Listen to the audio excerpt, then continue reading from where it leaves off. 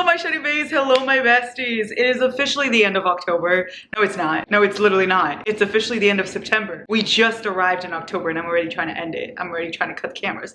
Okay, hold on. I'll be right back.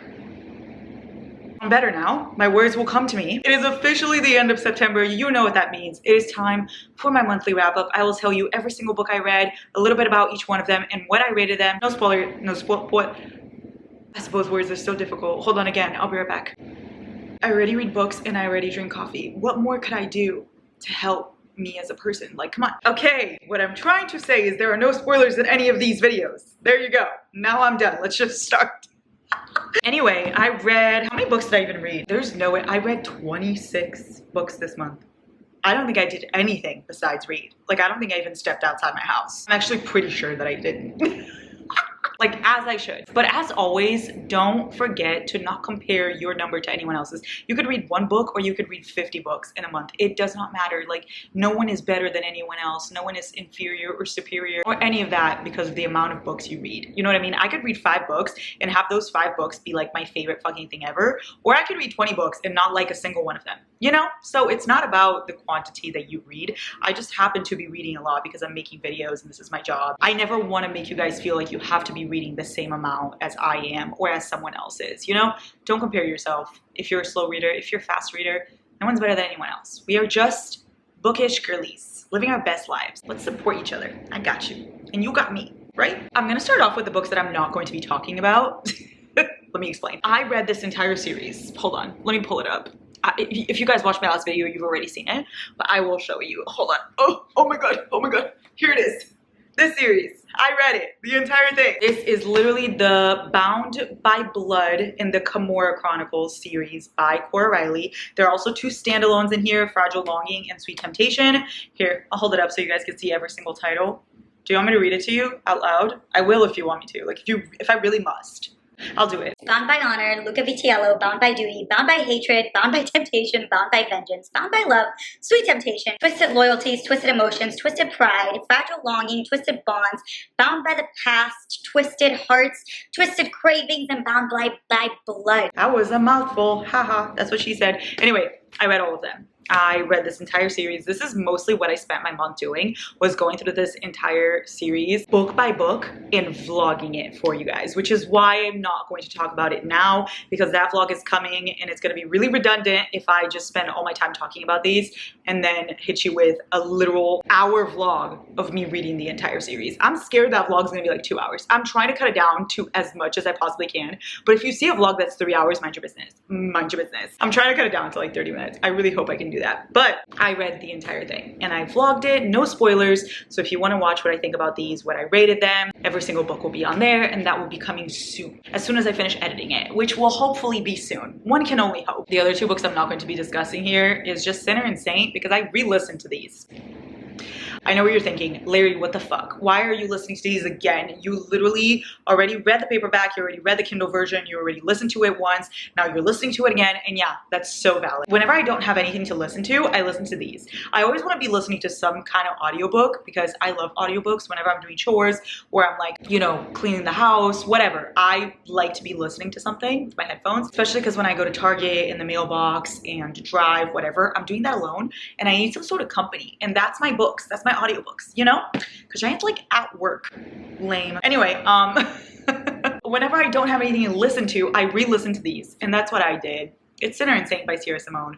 You guys have heard me talk about this nonstop. This follows Sean Bell and this follows Aiden Bell. They're brothers. I don't like Priest, which is the first book, which is why you'll never catch me rereading that one, but I love these. This is MM. There's depression representation, literally one of the best depression representations I've ever seen in my life. And this is brother's best friend, age gap, interracial couple. Both of them are amazing. I love these with my entire soul. They're both 5 stars. But you have seen me talk about them nonstop, so I promise I'm gonna shut up now. Now on to the books that we're actually going to discuss. I read Butcher and Blackbird by Brenn Weaver. This is a dark romantic comedy. I know. It literally combines dark romance, but with romantic comedy and puts it together. It's the weirdest fucking combination, but it works. It works so well. Like, if anyone can do it, it's Brenn Weaver. I don't know any of her other books besides this one, but I can speak for this one and it's amazing. This follows Rowan and Sloane, and it's dual POV, and basically they are both serial killers. Just out there serial killing, you know, doing their thing, murdering left and right. We love to see that for them. Everybody needs a hobby. Anyway, he's also a chef. Like, serial killing is his side thing, his side hustle. It's a passion of his, but it's not his full-time job. His full-time job is a chef, and she just serial kills from what I know. I don't think she has another job, actually. Anyway, they're both murders, and then they meet each other and they start murdering together. A lot of tension, a lot of banter. The spice doesn't come until way later. This is a slow burn. Like, this is, how many pages is this? Okay, this is like 332 pages. You will not get to the spice until like 200 pages, something like that. So be ready to wait a while. If you're looking for something that gets to the spice really quick, this is not the book for you. But if you're looking for a slow burn, amazing, amazing. Check your trigger warnings, because it is a dark romance, and one of the trigger warnings here is in fact accidental cannibalism. And I'm not gonna lie to you, that scene is really funny. Just read it and you'll get what I'm saying. Like, don't judge me before you read it, please. This was a book that, like, if you're in a reading slump, I think this is the perfect book for you. You can read it so quick. It's also perfect for October. It's spooky, it's fun, it's funny. The romance is amazing. Like, literally, Rowan is the serial killer, but he's also one of the most romantic characters I've ever read about. Make it make sense. Like, it's just somebody who can do both. I loved it. 4.75. The only reason why it wasn't a 5-star is because I kept, like, thinking, when a book is a 5-star, for me, it's immediately 5 stars. Like, I'm like, oh my God, 5 stars. Or I rate it lower and then later on in life I change it.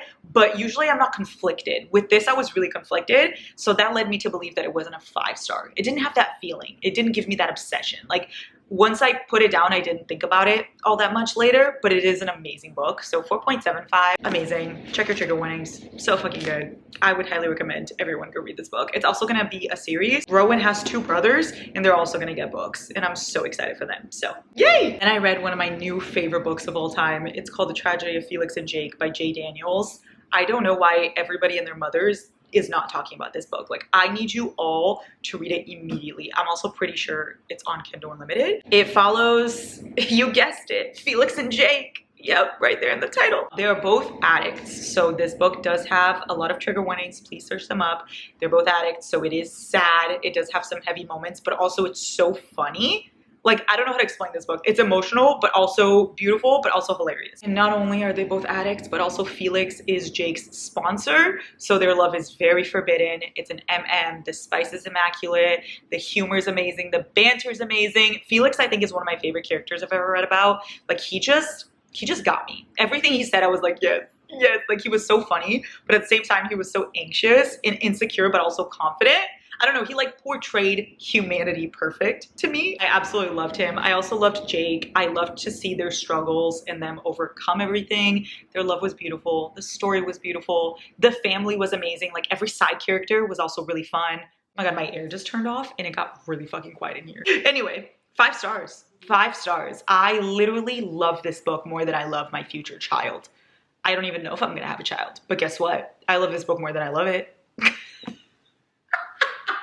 I read Eric's Salvation by Nisa Catherine. I'm pretty sure this is in 3rd POV. I remember that really annoying me about it. It's 3rd POV. It follows Hannah and Eric. Eric's Salvation. Yes, the cover is quite literally horrible, but ignore it. It's also on Kindle Unlimited, so you can always read it on there. It's neighbor romance. They're both very broken, and it's them coming together and kind of fixing each other. Mostly her with him because he has a lot of trauma in his life. Trauma bonding, forced proximity because he's her neighbor. I don't really remember much about this book. I'm not gonna lie. I started it in the beginning of September and I finished it at the end, and I did have a good time, but it's not like a book I'll be thinking about ever again. 3 stars. It's just there, you know? Like, it's not, I'm not gonna shove it down your throats. You're probably never gonna catch me talking about it again, but I had a good time while I was reading it, you know? Pretty sure I listened to this one, actually. Then I read Out on a Limb by Hannah Bonin Young. This is my favorite? No, I lied. My first Hannah Bonin Young book. I have her other ones, and now I'm really excited to go back and read them. This one's just the one that was calling to me the most. But I do want to read Next of Kin and Next of... I don't know the other name. Next of Kin and Next of Sin. No, that sounds wrong. Whatever, you guys know those 2 books written by her. I want to read them. I do have them. I'm very excited to read them. But Out on a Limb, it was just calling to me, so I read it. Follows Win and Bo Now. When I tell you the trope, you're gonna be like, oh my God, I hate that trope. And I agree. I agree, but some books do it well, and this book is one of those, okay? This is Accidental Pregnancy. I don't love accidental pregnancy. I try to stay away from it as much as possible, but sometimes I kind of crave it in a weird way. Like, it's a trope I don't love, but sometimes I go looking for it. Kind of like love triangles. I don't love it, but sometimes I'm just in the mood for the chaos. And that's kind of what happened with this one. I really just wanted to read an accidental pregnancy, so I picked this one up. This and Reckless are my favorite accidental pregnancy books ever. Like, this did it so well. It follows Win and Bo, and they meet at this Halloween party that their friends are throwing, and they have a one-night stand. And then of course, what happens? A baby, oh boy. And so they move in together to kind of get to know each other as friends and raise the baby as friends. What I liked about this is it didn't feel forced. The pregnancy didn't feel like it was what brought them together. It felt like they already had that connection, and the baby was just an addition to that. It didn't dictate their love, and it's not why they loved each other, but it just added on to the beauty of their story. You know, that's what I like with accidental pregnancies. I think that the reason why I don't love that trope is because I never want people to stay together because of the baby. I don't want to read about that, but this was not written like that. So if you don't like accidental pregnancy because of that reason, try this one. Try this one. It's on Kindle Unlimited. It was so sweet. It was so cozy. Like, I just felt comfy reading this book. Like, my anxiety just completely left me. It was one of those that you could just escape to. That's what this book felt like. There's also disability rep in this one, and it is on the lighter side, but there are some trigger warnings, so please search them up. It does discuss some heavy topics. It didn't give me the 5-star feeling either, just like Butcher and Blackbird, but I did love it, so 4.75. Then I read The Fall of Bradley Reed by Morgan Elizabeth. This is the third book in the Revenge series by her. So the first one is 'Tis the Season for Revenge, which I love. The second one is Cruel Summer, which I didn't love. I actually quite disliked it. And then The Fall of Bradley Reed is the third one. It follows like a friend group. I think there's gonna be more, but I'm not sure. Don't quote me on that. This is basically, the premise of it is really fun. Are you ready? Imagine your FBI agent. You know how we always joke about having our FBI agents watching our phones and oh my God, I hope they don't see that. Imagine your FBI agent watching your phone is just a Hawkeye and you guys fall in love. That's literally this. It follows Olivia and Andre. Right off the bat, I don't like his name. I am gonna say that. I don't love the name Andre. I just feel like it's not an attractive name. I'm so sorry, any Andres out there. I'm sure there are very beautiful Andres. I just don't love it. Anyway, Olivia and Andre, it is dual POV, and Olivia gets left at the altar. She's literally about to marry this guy, and all of a sudden he cancels the wedding, and he's a piece of shit. And she's like, I'm gonna seek revenge on my ex, because who the fuck does he think he is? And she starts Googling ways to get revenge. And the FBI agent, who happens to be watching her phone for a reason that I don't want to tell you because I think it'll spoil it, let me see. Oh no, it won't spoil it. It literally says it on here. He's basically watching her phone to try to put her ex behind bars. Like, they have a case against the ex. So he's watching her phone and he sees her look up ways to get revenge on her ex. And he's like, oh my God, she's gonna go to jail. Like, she's literally gonna go to jail if she does these things. So he starts trying to help her out. This is inspired by John Tucker, I'm pretty sure. John Tucker Must Die. Yeah, it's John Tucker Must Die inspired, Grumpy Sunshine, fake dating, good girl rom-com. And then the first one in the series is inspired by Legally Blonde, and the second one's inspired by Mean Girls. So the whole series is like inspired by 2000s rom-coms, which I absolutely love. I adore 2000s rom-coms. Like, the thing about Morgan Elizabeth is she loves rom-coms and Taylor Swift. Therefore, I love her and I would die for her. This wasn't my favorite though. There was a lot about this book I liked, and there was also a lot about this book that I didn't like. So it kind of stands in the middle for me. Like, 'Tis the Season for Revenge is my #1 in this series. Cruel Summer is my bottom one, and this one is just right in the middle. I'm rating it 3.75. I did have a lot of things about this book that I loved, and there was a lot that I kind of didn't. Like, I didn't like the way Andre kind of just assumed a lot of stuff about Olivia just because he was reading her text and stuff. Like, he thought he knew everything about her because of that, and it kind of annoyed me. Like, he was assuming a lot. Olivia also was a huge people pleaser, which I love to see because it's so relatable. But she like was in this relationship because she wanted to please everyone around her. I really wanted her to kind of just rise up by herself. I didn't want to see her just go into another relationship. I felt like she needed a lot more time to heal. So I wish the timing was different in this book. So that's why it's 3.75, but the spice was fun. The book was fun. It's very hilarious. Like, all of Morgan Elizabeth's books have a lot of humor to them, so they're fun to read, quick to read. Even though they're kind of long, it still feels like really fast. Like, it's 400 pages, but it felt like 200. It doesn't feel like you're reading all that much, which is great. So 3.75. I liked it, but not as much as 'Tis the Season for Revenge, which sucks. I keep comparing every book I read by Morgan Elizabeth to that one, and I feel like none of them are ever gonna live up to it, but I really hope one does one day. I will keep reading them and let you know. Then I read Forget Me Not by Julie Soto. I listened to this one. Did I listen to this one? Yes, I did. I listened to this one. The audiobook is actually really, really good. I quite enjoyed myself. I listened to it really fast. This follows Amma and Elliot. Amma and Elliot, okay? And it's told from a past-present POV. She gets the present POVs and he gets the past ones. And it is a second chance, forced proximity romance. Basically, she's a wedding planner and he's a florist and they're having to do a wedding together, but they're exes. It's also Grumpy Sunshine.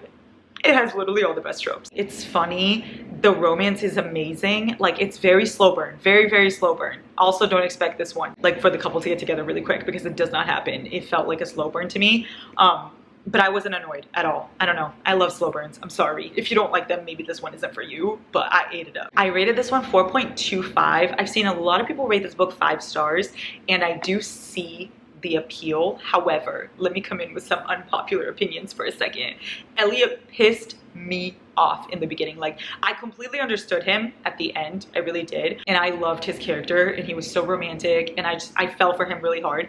But it took me a while to get there because some of the things he would say like really fucking pissed me off. Like, there was this scene, I swear, I don't know the exact like language that it was used because I don't remember, but I do recall being like, what the fuck? Like, she loves donuts. Her entire thing is she loves donuts because who doesn't, you know? Donuts, delicious.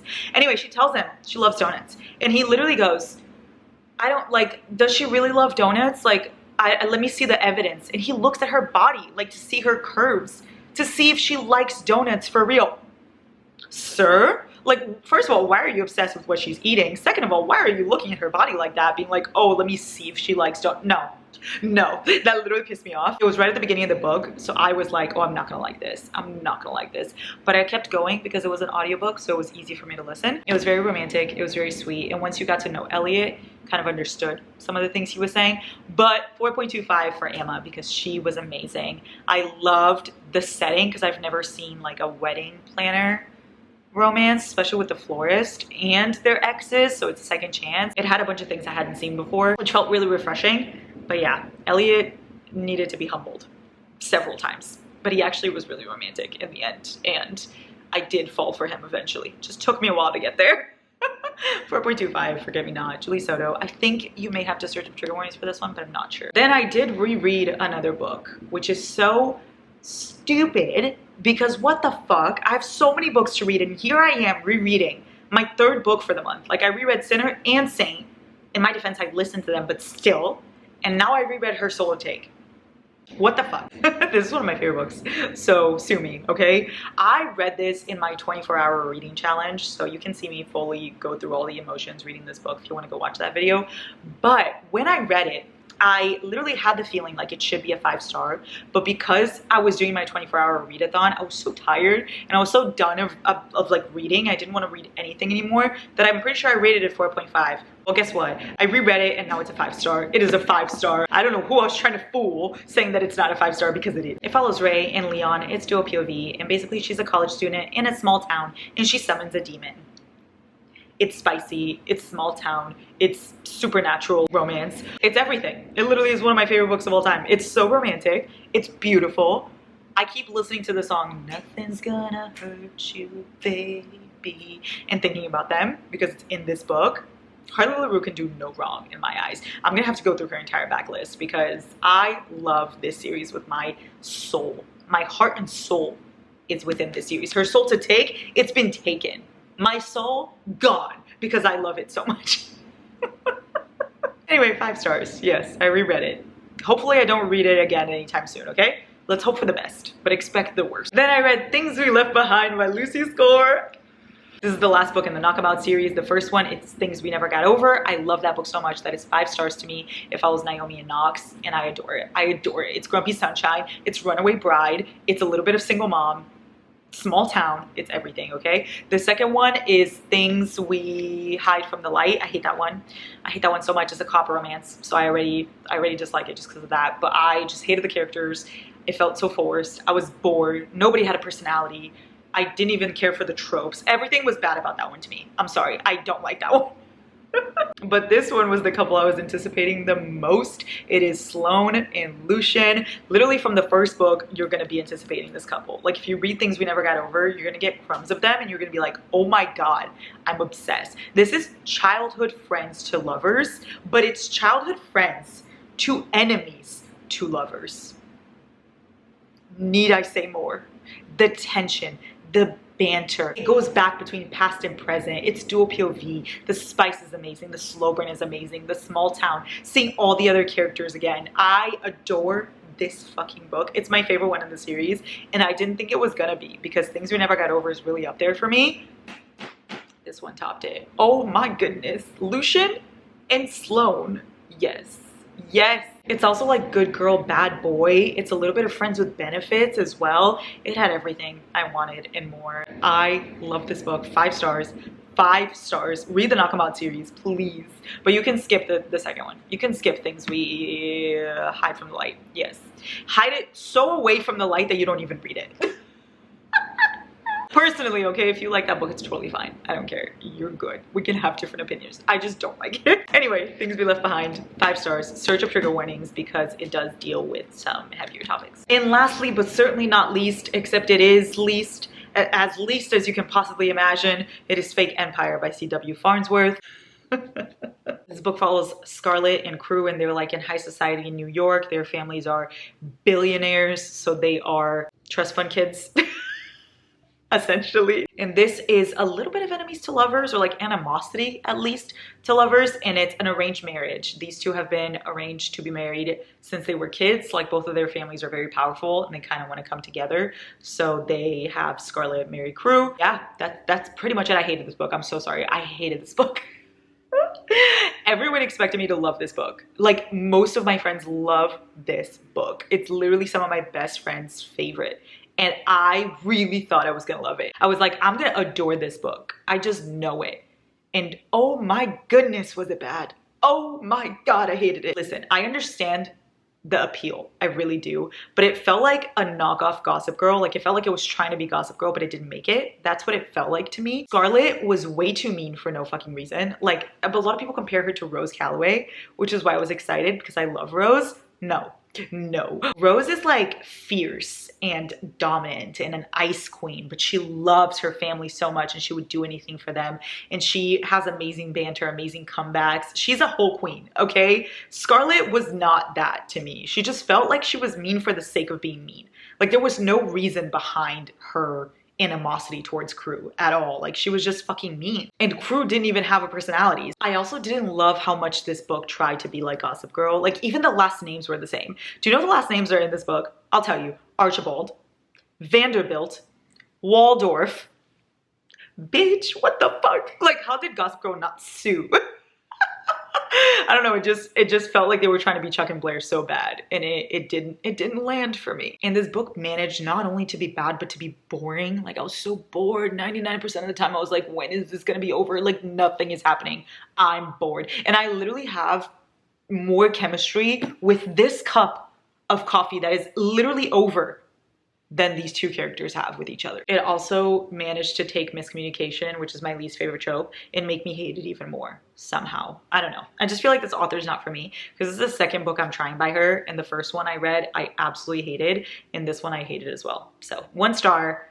I finished it just because my friends love it so much, but here we are. But besties, just know that a lot of people fucking love this book. Like this is an unpopular opinion. I never want to disencourage you from reading a book, you know what I mean? I say read whatever the fuck you want. If you are interested in this book, maybe you'll love it. I just personally didn't, but I never want to make you guys like not read a book. You know what I mean? Like reading is fun regardless. So if this is something you think you're gonna like, maybe you will. Me though, I didn't. That is all my beautiful Shawty Bays. I hope you enjoyed seeing the books I read this month. Let's hope that I read many, many amazing books in October, but you know what? We had some good ones this month. I'm excited for you guys to see the Cora Riley video. Stay tuned. Let me know what you read this month. What was your favorite book that you read, or your least favorite? Let's keep things interesting, you know? Tell me both. I love you so much. Come here so I can give you a forehead kiss.